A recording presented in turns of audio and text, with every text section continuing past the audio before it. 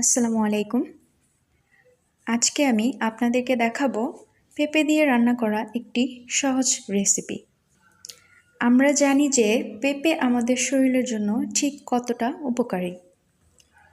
পেঁপে দিয়ে রান্না করা তরকারি যে কোনো বয়সের, যে কোনো রোগী, যে কোনো সুস্থ সবল মানুষ সকলেই খেতে পারি।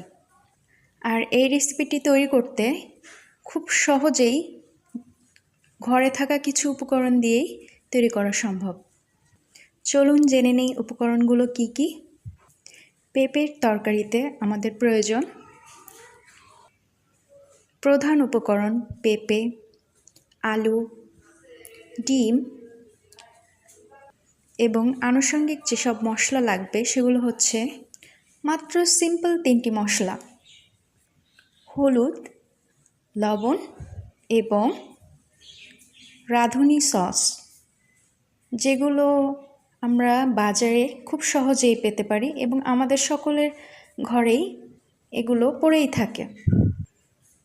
এবং লাস্ট উপকরণ একটি তেল, সামান্য পরিমাণে তেল।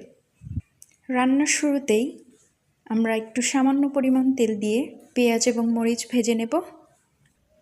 ততক্ষণ পর্যন্ত ভাজবো যতক্ষণ না পর্যন্ত পেঁয়াজগুলো লাল না হয়ে যায়। পেঁয়াজ লাল হয়ে আসলে এরপরে আমরা দিয়ে দিব একে একে নুন, একটু হলুদ এবং একটু রাঁধুনি সস, পরিমাণ মতো। যার যতটুকু পরিমাণ তার ঠিক ততটুকু পরিমাণ অনুযায়ী নেওয়া উচিত। পেঁয়াজ মরিচ ভাজার পাশাপাশি আমরা ডিমটাকেও ভেজে নেব। একইভাবে ভাজা হয়ে গেলে মশলাগুলো দিয়ে ডিমটাকে আমরা একসাথে ব্লেন্ড করে নেব।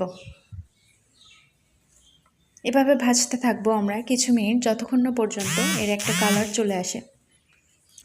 পেঁপের তরকারি আমরা জানি সাধারণত খুব সাদাসিধেই ভালো লাগে, একটু ঝাল ঝাল হলে, কিন্তু সেই ঝালটা যদি কাঁচামরিচের হয় তাহলে ভালো। কিন্তু শুকনো মরিচের ঝাল বেশি আমাদের শরীরের জন্যও ক্ষতিকর এবং তরকারিটা দেখতেও একটু কেমন যেন লাগে। এই জন্য আমাদের কাঁচামরিচের তরকারি খাওয়া উচিত, স্বাস্থ্যের জন্যও ভালো, দেখতেও অনেকটা সুন্দর লাগে।